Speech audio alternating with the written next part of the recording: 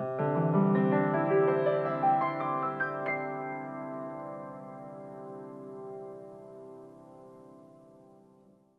was particularly honored today to be collected at the airport by Bill Bigelow. He met me with a giant box of sugar frosted flakes, a big one, which is my secret medicine against physical exhaustion. Alaska Airlines, the Republican National Committee, and all the other forces of wickedness and evil. I love it. Are there teachers here tonight? I mean, real classroom teachers? Oh, good. Raise your hand. Oh, good. Well, I'm glad, because I feel very, very close to teachers, especially the ones who work with little kids in elementary school. I have to admit, that's what I used to teach, and I have a special soft spot for teachers who work in those grades. I just think they do the best thing there is to do on earth, bring joy and beauty, mystery, and mischief to the hearts of little pint-sized people. And sometimes when I'm visiting a school, I get trapped in the principal's office, and a teacher sees me and just grabs me. She rescues me. It's usually a female, you know, little kids. She grabs me by the arm and drags me off to her classroom. I love that. Then when we get there, she puts me on the spot and says, okay, teach something, you know, do something. And I always ask the wrong kind of question because I sort of forgot how to do it. And I get all the kids jumping out of their seats, you know. They're all waving their hands. And as every elementary school teacher knows, little kids, especially around the age of 6 or 7, usually have only a theoretical connection to their chair. They have this power to defy gravity. And they're all waving their hands at me, and typically, like, there's one right in the front row, like a little girl who's just waving her hand right in my face, like as though she can poke my eyes out. And she's saying, ooh, ooh, ooh, ooh, she's gonna die if I don't call on her. And so I call on her, and she looks up at me with sweet bewilderment, and she says, what? She just wanted me to call on her. That was it. It's a humbling experience to go back and try to do the real thing. I sometimes think that every arrogant politician in our nation's capital, Mr. Bush especially, who talks so condescendingly about the failings of the classroom teachers in this nation, I'll be obliged to come into an inner city classroom once a year and teach a class and find out what it's like, because it's ultra easy to forget. Mr. Bush accuses teachers in our urban schools of harboring, quote, low expectations for our students. And he says, instead, we should strive for excellence. You know, as though we all really came into this career because we were genetically predisposed to mediocrity. You know, excellence. Wow. Thank you, Mr. President. What an idea. And, you know, and if we can't pump the scores enough to please his accountability technicians, then he says we are guilty of soft bigotry. Have you heard him say that? Soft bigotry. He says that a lot. Soft bigotry of low expectations. As, you know, it's like once he finds a phrase he can pronounce, he keeps repeating it. And the president says that testing is the answer to our problems. And in many urban schools, as a result, high-stakes testing starts in first grade, if not earlier. NCLB requires third grade.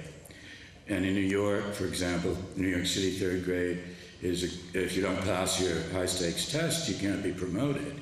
It's very important. Many districts start even earlier now, as early as first grade, in order to use it as a way to filter off the gifted and talented, right? Which is the first step in a long stage of internal tracking that ends up with predominantly white AP classes. I'm sure you know what I'm talking about. And I mean, in some districts in California, they've started high-stakes tests in kindergarten, and one principal said, if this is what Washington's demanding, we got to get them ready. And these are bubble tests. These are not like nice diagnostic tests. How many of you have ever heard of the E-class? Oh, there's like 3 real elementary school teachers here. How about the rest of you? E-class is a diagnostic test. I didn't mean to tease anybody. Man, I was just showing off because I'd heard of it. And I'd actually helped do it once. And, you know, they're not giving the kids tests like that where the teacher keeps a running record and draws conclusions which are useful. No, no, no. These are bubble tests. They're giving in several districts, overwhelmingly minority districts naturally in California, in the first month of school, September of kindergarten. And the little kids who are very poor in these districts, they don't yet know how to hold a pencil. And many of them don't even know that print goes from left to right. And the teacher can't help them. And they have to fill in these little bubbles like on the SAT answer form.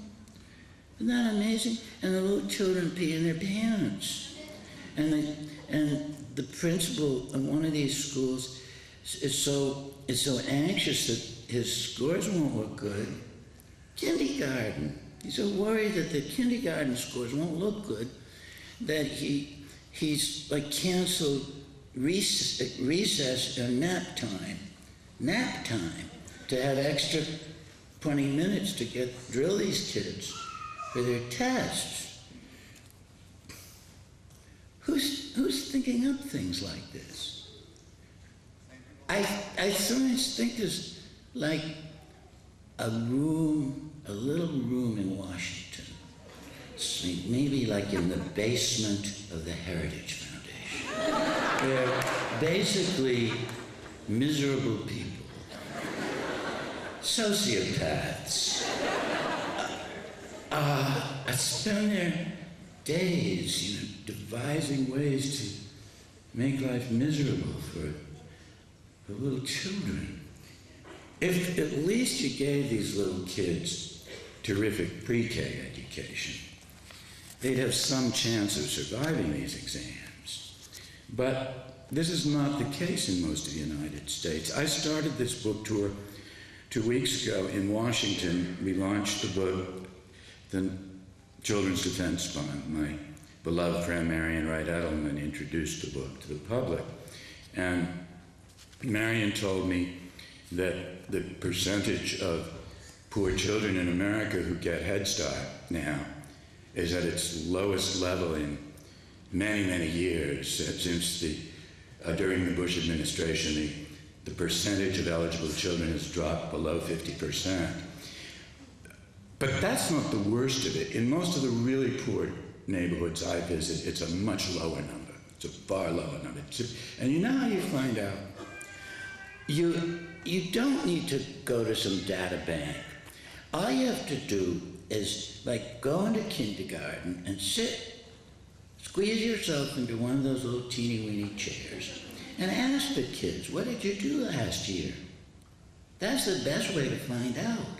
And if they get too confused or bashful to tell you, ask the teacher, because the kindergarten teacher knows. And typically the answer that I get in inner city schools from the South Bronx to Chicago to LA is maybe a third of them got something for half a day for 1 year. More often it's a quarter. Sometimes they'll say just a handful. Meanwhile, my affluent white friends, like my Harvard classmates, who, you know, they still talk to me. Sometimes I have to go and have dinner with them sometimes. And that, you know, they're a little nervous with me because they think I want to redistribute their wealth, which I do,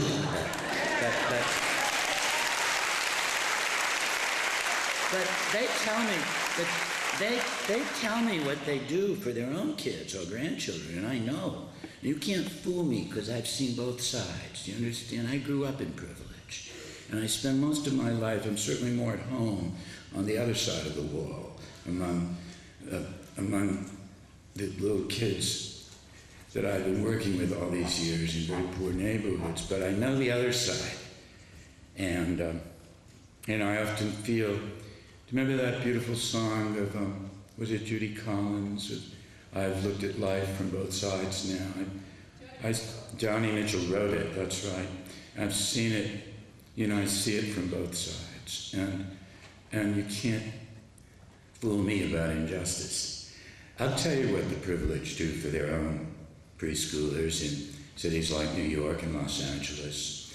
They send their kids to these spectacular, beautiful, rich developmental pre-K programs, typically starting at the age of 2 or 2.5.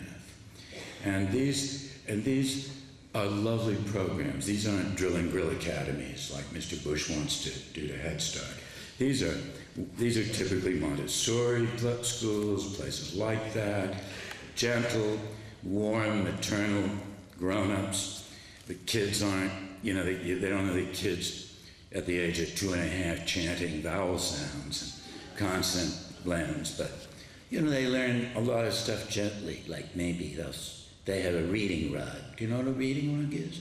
And maybe like the teacher might say, all right, Susie, I think today we'll have you sit on a short A, you know, or long O. I think you could use a little help with long O. Or we'll have Peter sit on a consonant blend. And you'll just sort of learn it by osmosis. It comes up through his rear end.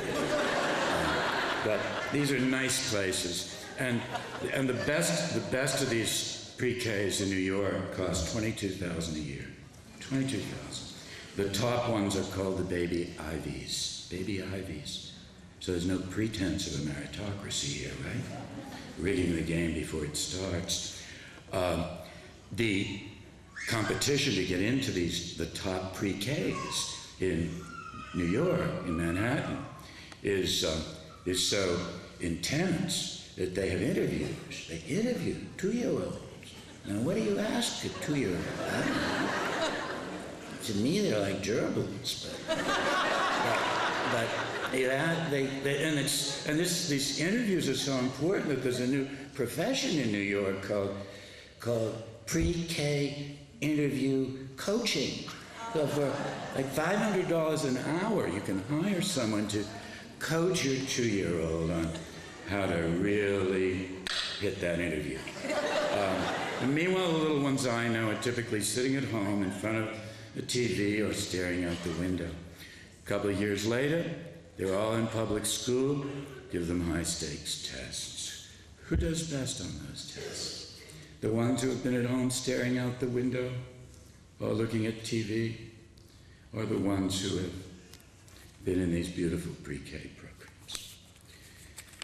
I'd like to say, to me, it's especially outrageous to impose so many high-stakes tests on children in the early grades of school if we have first denied them any opportunity for pre-K education.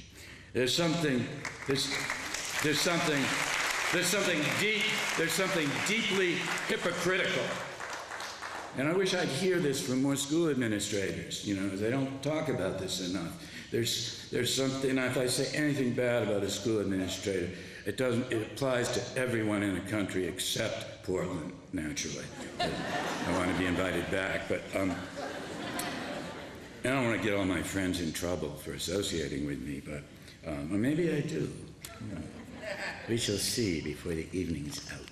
But to me, there's something deeply hypocritical in a society that holds a little kid, 7 or 8 years old, in third grade, third grade. A little 7 or 8-year-old girl, we hold her accountable.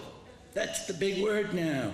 Accountable for her performance on a standardized exam, but doesn't hold the president and Congress accountable for robbing her of what they gave their own kids 6 years early. It's outrageous.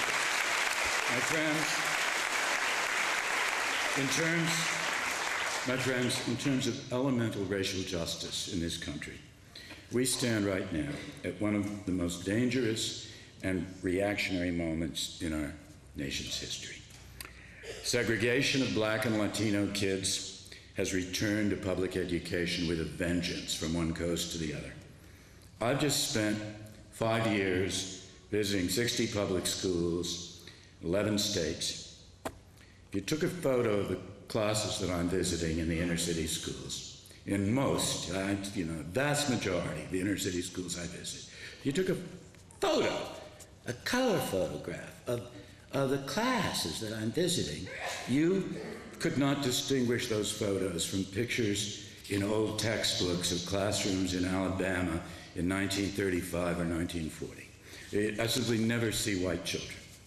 Proportion of Black kids now attending segregated schools, that is, deeply segregated schools, is at its highest level since the death of Martin Luther King in 1968. We've gone right back to where we were before. The rivers of blood and nights of struggle have brought us to this point, and so many seem willing to surrender. The most segregated states for children, minority kids in America are New York, Michigan, Illinois, and California. In New York, which is now the epicenter of segregation in American public schooling, 7 out of every 8 Black kids goes to a segregated school. I walk into these classrooms and I look around me at the faces of the children, some of whom in New York City I've known since they were born, because I've been writing books about the South Bronx for about 15 years. And I look at the kids, and if I have the nerve, I look into their eyes. And I usually see them looking into my eyes, too, because little children search the eyes of grown-ups all the time. And I look around the room, I look at the peeling paint, I look at the overwhelmed atmosphere, the teacher trying so hard against these odds. And I always think, well, maybe there's one white child somewhere. He's in the bathroom and he'll come back in a minute. There's no white kids in these schools, and I try so hard to tell myself that this postmodern and millennial apartheid is what Dr. King and all our other martyrs died for.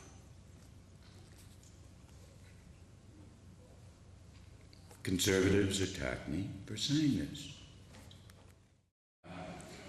But the odd thing is, some of them like me.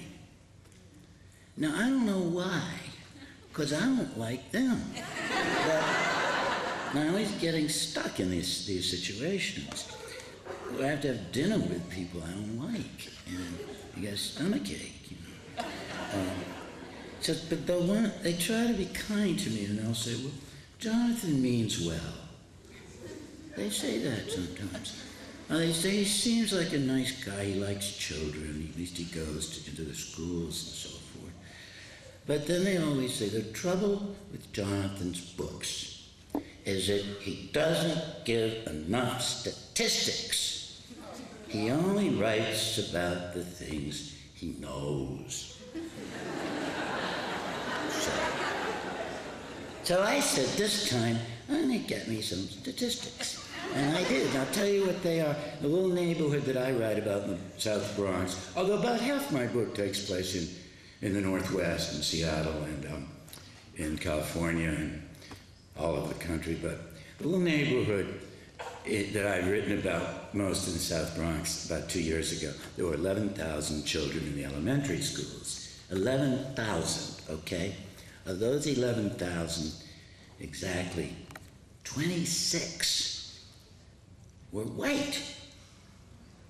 Now, I'm not too good at arithmetic. I went to a progressive school, but I did learn long division, and that's a segregation rate of 99.8%. 0.2 of 1 percentage point now mark the difference between legally enforced apartheid in the South of 50 years ago and socially and economically enforced apartheid in the vast majority of northern cities now. The ultimate irony, and this is something black folks, older black teachers always point out to me with a kind of bitter humor. If you come to a new city, if I come to a new city, and you want to see, and they say to me, if you want to see a really segregated school, just ask for a school that's named for Martin Luther King, or Rosa Parks, or, and Thurgood Marshall. And New York, there's a school, they wanted to honor Jackie Robinson. Remember Jackie Robinson? You all know what he's famous for, along with being a good ball player? They broke the color line in baseball. He started integration in Major League Baseball. They named a school for Jackie Robinson. A perennially failing school is 97% black and Latino. There's a school in New York named for Fannie Lou Hamer, one of the great warriors of the civil rights struggle in the South, the freedom movement in the South in Mississippi. That's 98% black and Hispanic. There's a school named for one of my favorite poets, Langston Hughes, 99% black and Latino. A few of these schools in some cities that have these names are good schools. If there's one in Portland, I'll assume it's one of the good ones, just to be polite. But most of them aren't, to be blunt with you. Most of these schools that are named for people like Dr. King, Thurgood Marshall, etc., are in ugly, old, antiquated buildings, have the lowest funding, largest class size, largest turnover of teachers, worst outcomes, and the lowest graduation rates. And they're always depressing places, frankly. I visit a lot of them. And I always wonder, why do we name those kinds of schools for people that black folks love? Why not name those schools for people black folks don't like? Like William Bennett School of Personal Morality. Or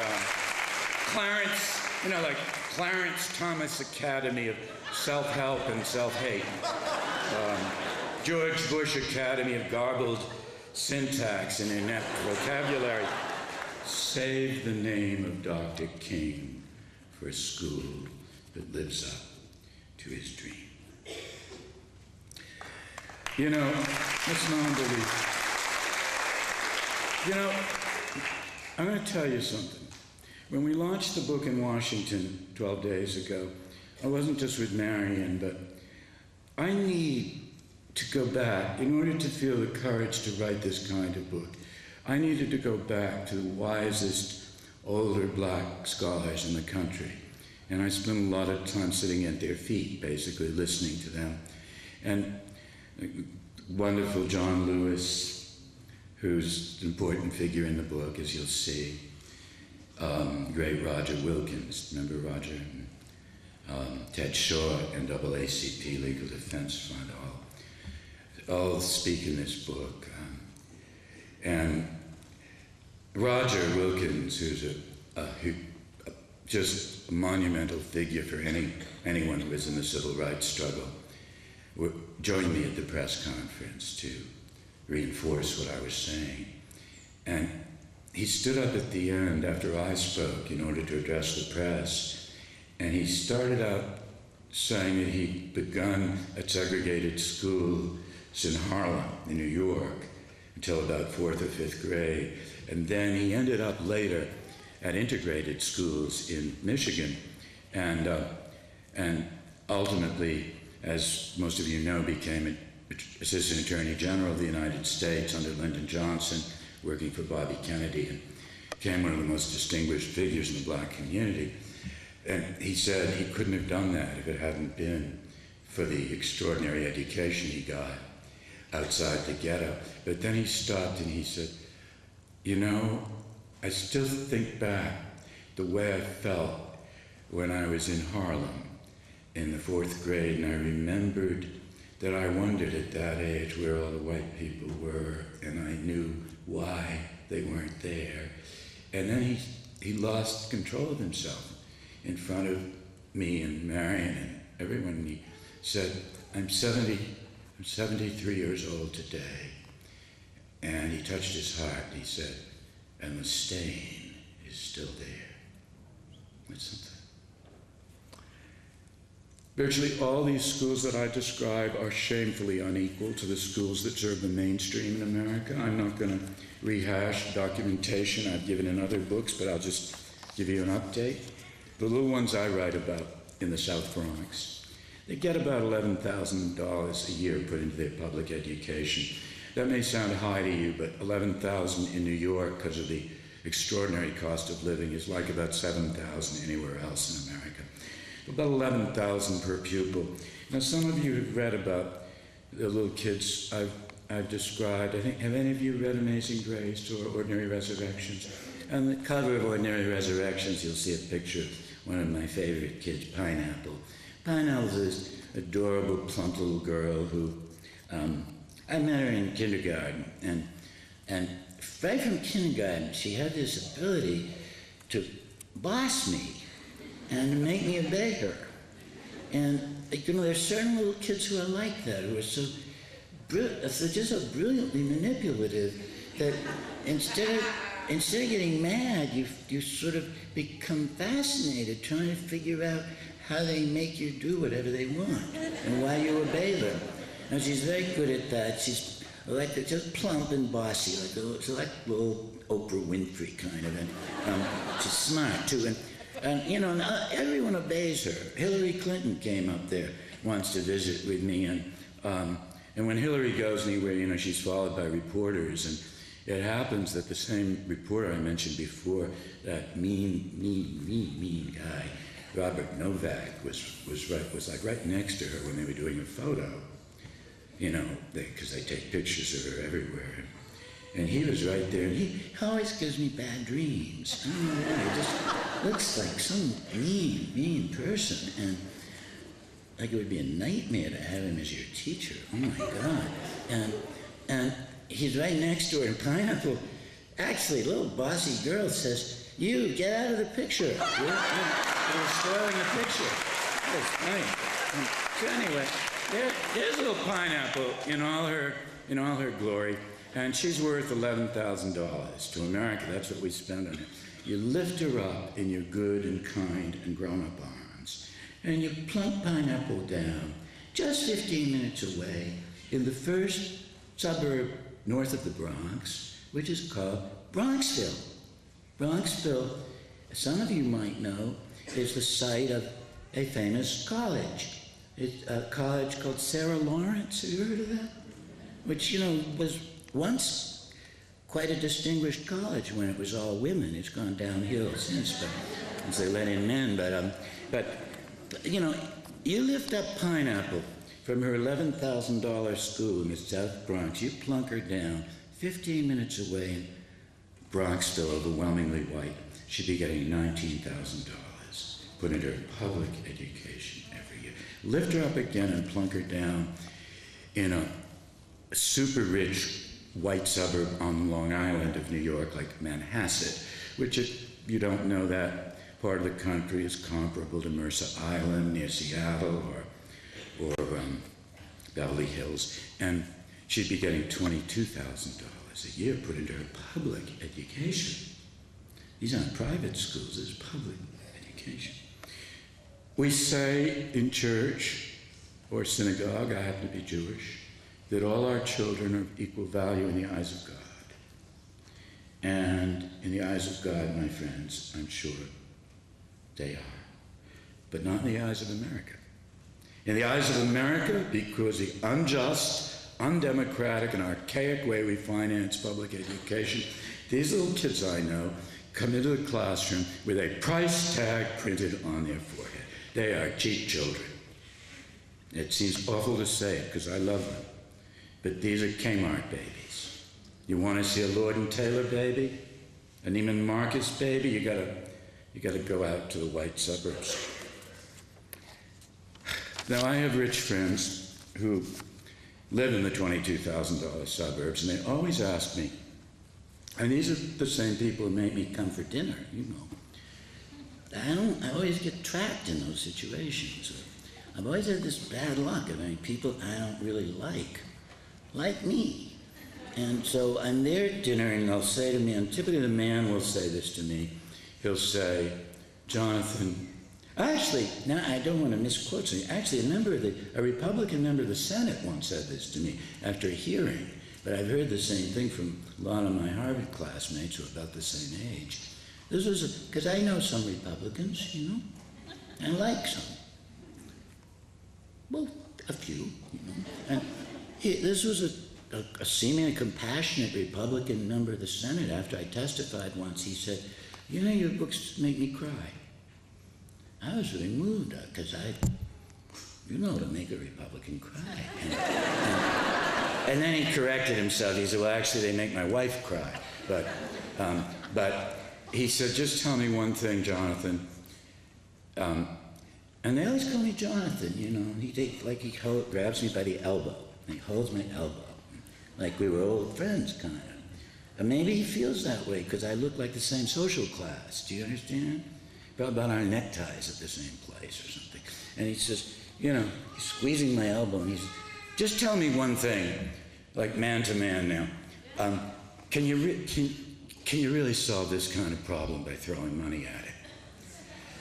You know, after I've described all this, and when they say that, when people ask me that, I mean, because no U.S. Senator ever speaks of throwing money at the Pentagon. No, they allocate money to the Pentagon. They throw money at anything that has to do with human decency or pain. So when he says this to me, can you really solve this kind of problem by throwing money at it? I say, sure, that's the best way to do it. Throw it. Jump it from a helicopter. Give it to me. I don't know a better way to put a new roof on a collapsing school. I don't know a better way to stock one of these sparse and barren libraries with a wonderful, rich, super beautiful collection of all those lovely books by Eric Carle, you know, like the very, very, very, very, very, very hungry caterpillar. I love that book. It's one of my, I read that at bedtime. I love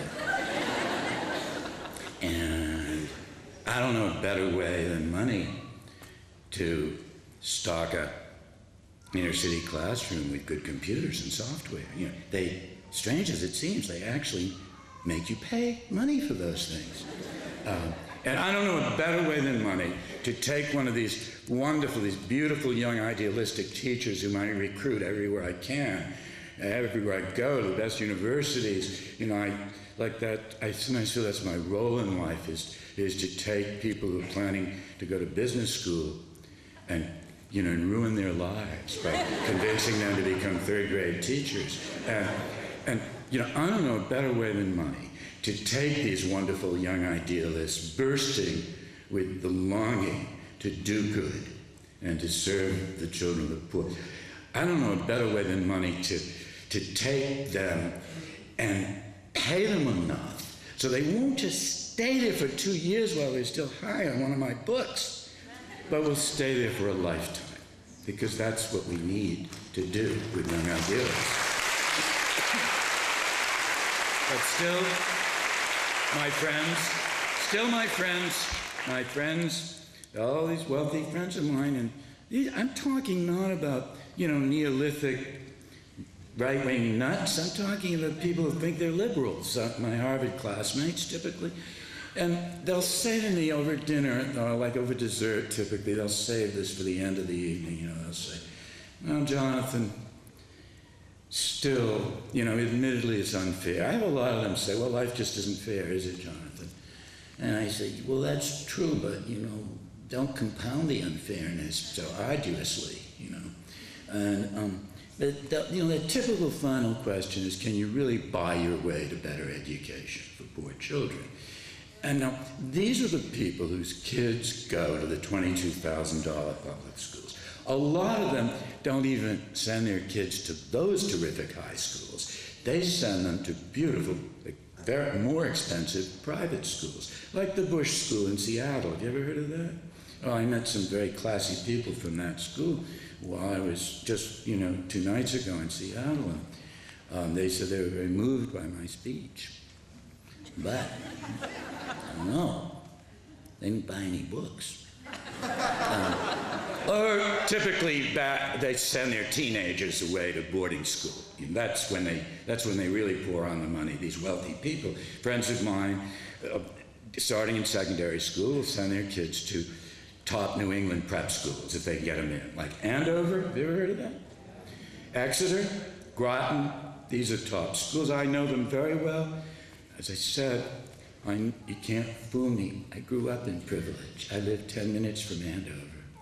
You know, and these are the schools that educate presidents of the United States and the sons of presidents who become presidents and so forth. And Mr. Bush went to Andover, actually. He went to Andover. While he was there, I'm told the English department was on leave. Listen, no kidding. Andover is a terrific school. Have you ever heard the conservatives ask you whether class size really matters? You really going to improve a school by having smaller class size? Listen, in Andover, you know what the class size is typically? I know because they invite me to come and talk about injustice there. That curse, you know, my life, the irony. And they assign my books there. And it's 12. 12 is a typical class. They're 12 or 14 maybe, sitting around a lovely maple seminar table with soft deflecting table lamps, nice tweedy teacher, you know what Andover costs right now? All those schools, New England, they're way over $30,000 a year now for each student.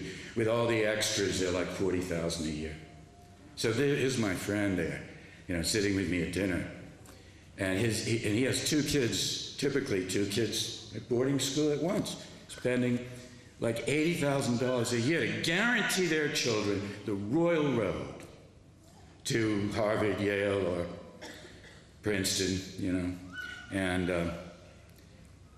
he has the nerve to look me in the eyes and ask me, you know, can you really buy your way to better education? Now, typically, you know, they save it for coffee and dessert. It's like the question comes with the creme brulee. And, you know, and he looks me right in the eye and says, can you really, and these are like, he sounds sensible. He almost thinks I'll agree with his question. You know what I mean? Say, can you really buy your way to better education? And, you know, I'm a polite person, but sometimes it's late at night, and I've had a couple of glasses of wine. I'll just look him in the eyes and say, I don't know. It seems to do the trick for your kids, doesn't it?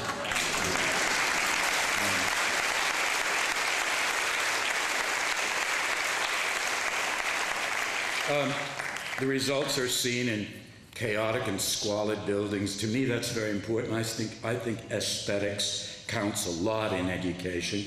That never pops up in NCLB stuff. They never ask, is this a miserable place to spend your childhood? They don't have any rubric charts for misery, right? They don't have any AYP for squalor. They don't have any benchmarks for how unhappy your childhood is going to be. They ought to. We measure every other damn thing about these children. We ought to measure whether they take any pleasure in their childhood. I think it's very important. I go to a high school in New York, a big, awful high school, and the principals, of course, never invite me to go to the cafeteria. You know why. The kids bring me down. They'll say, come on, and we'll take you to lunchroom hell. That's what they call it. And this big high school in the Bronx, 4,000 kids, they had to have like 7 lunch shifts. The first one at 9:20 in the morning. Out in LA at Fremont High, 5,000 kids. So many kids there that half of them didn't have classrooms. They're in trailers. Trailers. In Los Angeles, they call these trailers bungalows. They don't look like bungalows. To me, bungalows are cute. Like with Jack and Jill or Hansel and Gretel or something. These are smelly trailers. And I go into a classroom there, and one of the wonderful teachers that I know brings me to her 10th grade social studies class. She has 40 kids in that class. Now, it's one thing to read that in state reports. It's another thing to walk into the class and see it. And I'd just been at a wonderful suburban school back east with 16 kids in the class, okay? And then there's these prep schools with 12 in the class, okay? And here's 40 kids, not a white kid in the building. There's like 5,000 black and Latino children. And I said to her, how the hell do you teach 40 kids? And she had 6 classes like this every day. And I said, how the hell do you do it? And she says, here, find out. And she gave me her class. And I taught 40 kids. And they were nice kids, honestly. They knew I was a writer. And they poured their feelings out, and they were so eloquent. They asked if we could do a second hour. So it was the last hour of school, so we went for 2 hours. And I kind of love those kids, and I never forgot that day. That was one of the most moving days of my life. It upset me terribly. It was a vile, horrible, filthy school. It still is. It's called Fremont High. And I know the superintendent of the Los Angeles schools. I've known all these guys for years. And, you know, and I like them usually personally, but boy, I don't see how he can live. I don't see how he can sleep at night. I don't mean to make this ad hominem, but his name is Roy Romer. And I don't see how he can sleep at night. I don't think he ought to be able to sleep well at night. Is that the Central Intelligence Agency crime? Now listen, these kids were all very moving, and I'm not going to tell you every kid I meet is as eloquent as Sandra Cisneros or William Butler Yeats, but some of them are. And there was one girl there, I'll never forget, named Mariah, who was about 16, who was clearly very smart and capable of going to a good college. And she wanted to take college and honors courses, but she told me she'd been tracked somehow the year before into taking a sewing class. Now, that didn't completely, you saying, that's right, and thank you for doing that. Keep doing it. It makes me feel like I am in a church, because I've done a lot of, for a Jew, I've spent a lot of time preaching in AME churches. And I like to, actually, my favorite place is to preach in the black churches. I'm always honored when I'm invited to do it, but I also preach places like the National Cathedral, where white people, you know, powerful presidents go to the National Cathedral. It's Episcopal Cathedral. As a Jew, I just think, like, I take a special pleasure in preaching the words of Jesus to delinquent Christians. And I have so many of them in Washington. See, this little girl, to me she's a little girl, I guess politically correct, I should say, this young lady, but a lot of you look like little kids to me, you know? And she starts to cry, and she said, I had to take sewing last year, and now she said they're telling me I have to take hairdressing, right? And I remembered my first year as a teacher in '64 in Boston. I used to wonder why they were taking little black girls out of 4th grade to do sewing in the morning. But Now, I thought, surely they don't do that anymore. There it is, in Los Angeles today. That's why I'm so mad at the superintendent there. His name is Roy Roma. Did I say that? I'm just furious with him. I'm going to LA tomorrow night, and I hope to see him there, the audience. And I must have seemed a little incredulous, because another student in the class, there's a black student, there's all either black or Latino kids. There's a lot of camaraderie between them, you know? And this black student, who I really got to like, she was like little, she was real little, she looked like a 7th grader, but she was very sassy, and she had like, she's stylish and sort of, she had her glasses, she had these blue rectangular tinted glasses tilted up on her forehead. She was very sporty looking, and she was a little sorry, and she wasn't that nice to me, but I liked her because she was so blunt. She says, listen, I took 2 hairdressing classes. I said, you get credit for that? She said, yes. I said, what are they? She said, hairdressing and advanced hairdressing. It's like AP hairdressing. I said, I don't believe you could get credit for that. She looks me right in the eyes and she says, mister, we seein' more than y'all can see. Isn't that an interesting statement? There's a little bit of Mississippi in her voice. You know, we seein' more than y'all can see. And at that point, Mariah starts to cry in front of everyone. And she says, I didn't want to take hairdressing. I didn't need sewing either. I knew how to sew because my mother is a seamstress in a garment factory. I'm trying to go to college. I don't think you need to sew to go to college. My mother sews. I hoped for something more. And I said, what did you want to take, Mariah? And she said, I wanted to take AP English. Oh, this is like cognitive decapitation. This isn't bureaucratic accident, you know.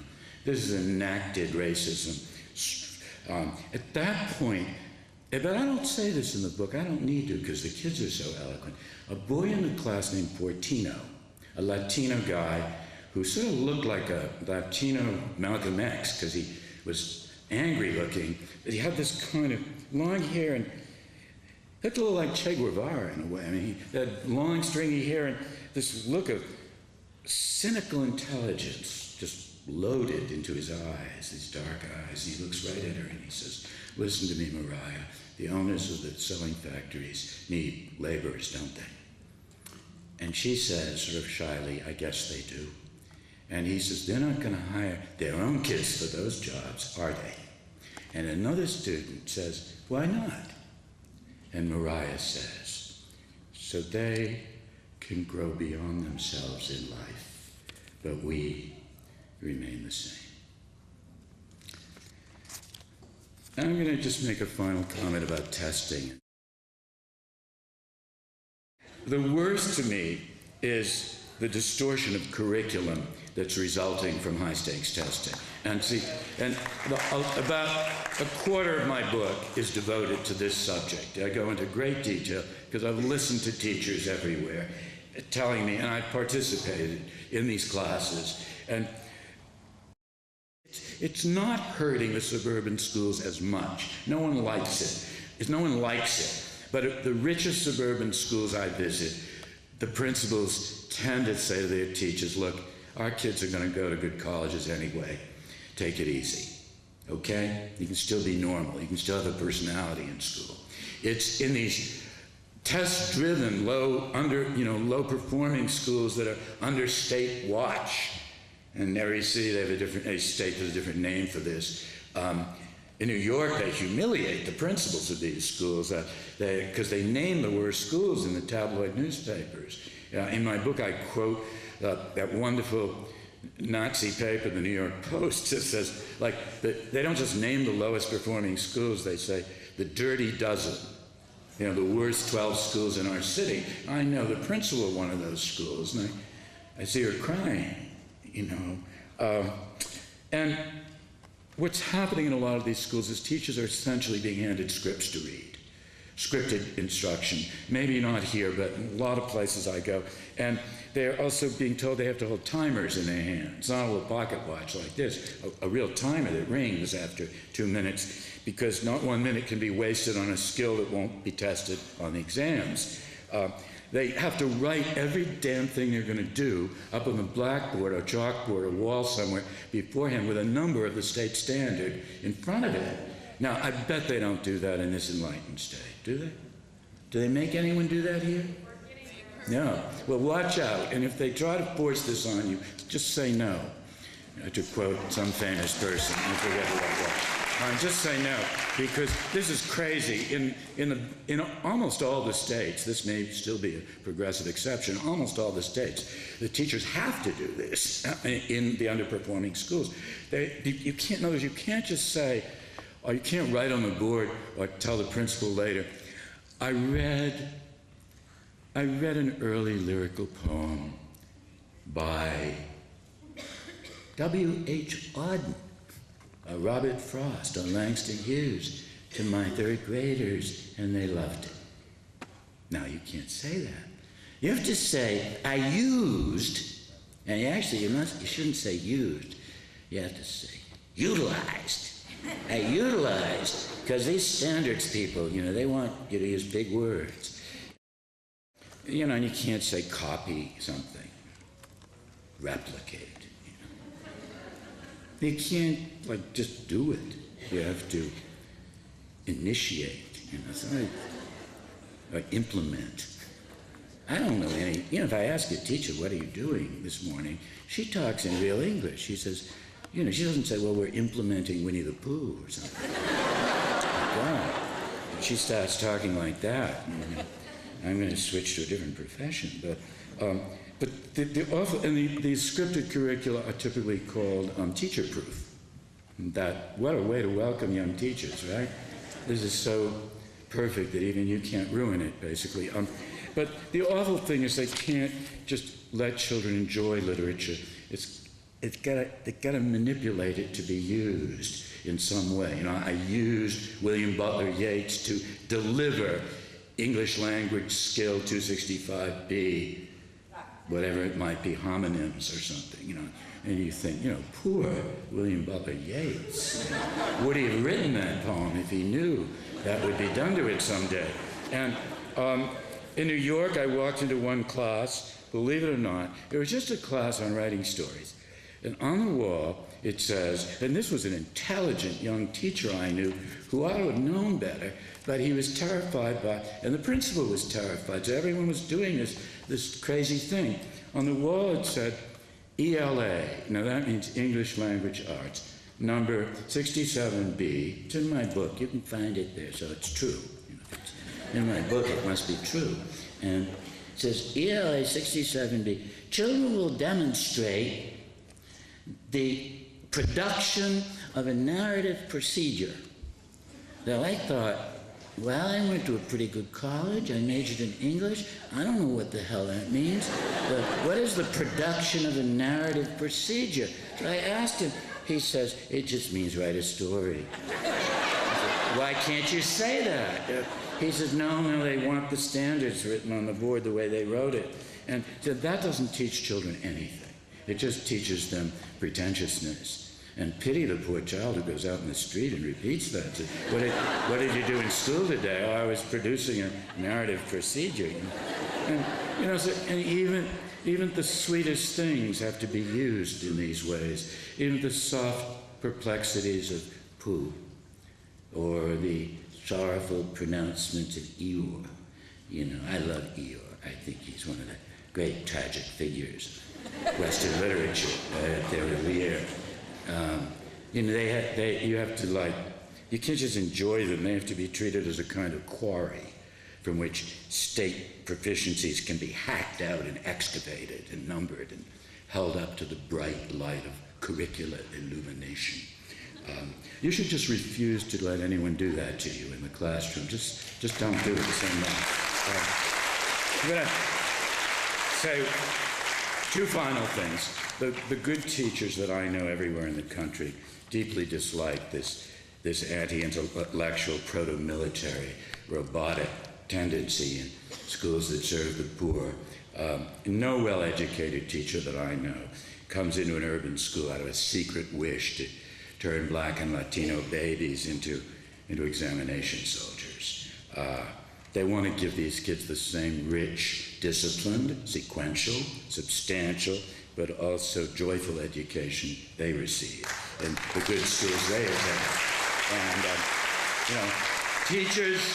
teachers of young children especially, my friends, teachers of young children are not the servants of the global corporations or drill sergeants for the state.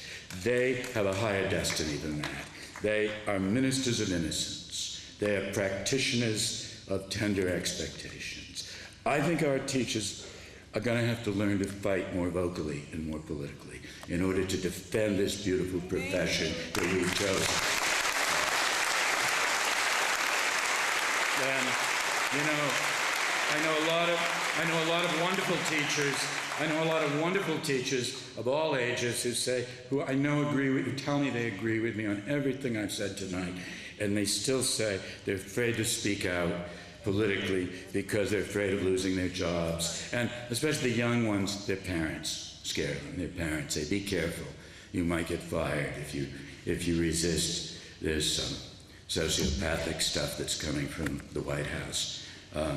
Then they're afraid, and they don't want to lose their jobs. And I always tell them, listen, you young people, life is not as dangerous as the older generation wants you to believe. Everyone I've known who's ever lost a job for a good reason ended up with a better one. The ones I pity are the frightened souls who swallow their beliefs, who never act on their convictions, never know the taste of struggle, and never know the thrill of victory. Don't let the years go by and lose that possibility.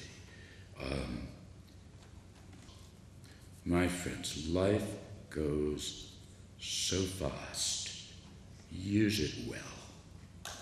Good luck. God bless.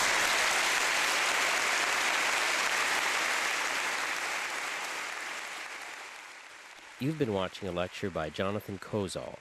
Jonathan Kozol is a National Book Award-winning author whose works include Death at an Early Age, Savage Inequalities, Amazing Grace, and his latest, just out from Crown Publishers, The Shame of the Nation, The Restoration of Apartheid Schooling in America.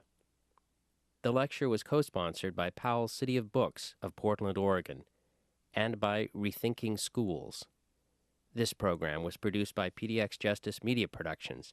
If you'd like to find out more about this program, the co-sponsors of the lecture, and about our other programs, please visit our website at www.pdxjustice.org.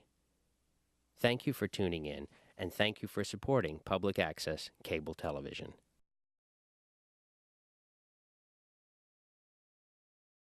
Chair. They have this power to defy gravity, and they're all waving their hands at me, and typically there's one right in the front row, like a little girl who's just waving her hand right in my face, like those that can poke my eyes out, and she's saying, ooh, ooh, ooh, ooh, she's gonna die if I don't call on her. And so I call on her, and she looks up at me with sweet bewilderment, and she says, what? She just wanted me to call on her. That was it. It's a humbling experience to go back and try to do the real thing. I sometimes think that every arrogant politician in our nation's capital, Mr. Bush especially, who talks so condescendingly about the failings of the classroom teachers in this nation, I'll be obliged to come into an inner city classroom once a year and teach a class and find out what it's like, because it's all too easy to forget. Mr. Bush accuses teachers in our urban schools, admit That's what I used to teach, and I have a special soft spot for teachers who work in those grades. I just think they do the best thing there is to do on earth. Bring joy and beauty, mystery, and mischief to the hearts of little pint-sized people. And sometimes when I'm visiting a school, I get trapped in the principal's office. And a teacher sees me and just grabs me. She rescues me. It's usually a female, little kids. She grabs me by the arm and drags me off to her classroom. I love that. Then when we get there, she puts me on the spot and says, okay, teach something, do something. And I always ask the wrong kind of question because I sort of forgot how to do it. And I get all the kids jumping out of their seats, They're all waving their hands. And as every elementary school teacher knows, little kids, especially around the age of 6 or 7, usually have only a theoretical connection to their... Starts in first grade, if not earlier. NCLB requires third grade. And in New York, for example, New York City third grade is, if you don't pass your high-stakes test, you can't be promoted. It's very important. Many districts start even earlier now, as early as first grade, in order to use it as a way to filter off the gifted and talented, right? Which is the first step in a long stage of internal tracking that ends up with predominantly white AP classes. I'm sure you know what I'm talking about. And in some districts in California, they've started high-stakes tests in kindergarten. And one principal said, if this is what Washington's demanding, we got to get them ready. And these are bubble tests. These are not like nice diagnostic tests. How many of you have ever heard of the E-class? Oh, there's like 3 real elementary school teachers here. How about the rest of you? E-class is a diagnostic test. I didn't mean to tease anybody. Man, I was just showing off because I'd heard of it. And I'd actually helped do it once. And of harboring, quote, low expectations for our students. And he says, instead, we should strive for excellence. As though we all really came into this career because we were genetically predisposed to mediocrity. Excellence. Wow. Thank you, Mr. President. What an idea. And, and if we can't pump the scores enough to please his accountability technicians, then he says we are guilty of soft bigotry. Have you heard him say that? Soft bigotry. He says that a lot. Soft bigotry of low expectations. It's like once he finds a phrase he can pronounce, he keeps repeating. And the president says that testing is the answer to our problems. And in many urban schools, as a result, high-stakes testing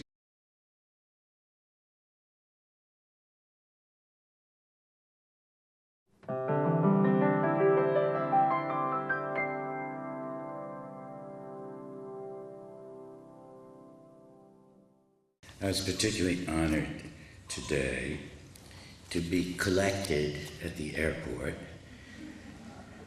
by Bill Bigelow. He met me with a giant box of sugar-frosted flakes, a big one, which is my secret medicine against physical exhaustion, Alaska Airlines, the Republican National Committee, and all the other forces of wickedness and evil. I love it. Are there teachers here tonight? Real classroom teachers? Oh, good. Raise your hand. Oh, good. Well, I'm glad, because I feel very, very close to teachers. especially the ones who work with little kids in elementary school. I have to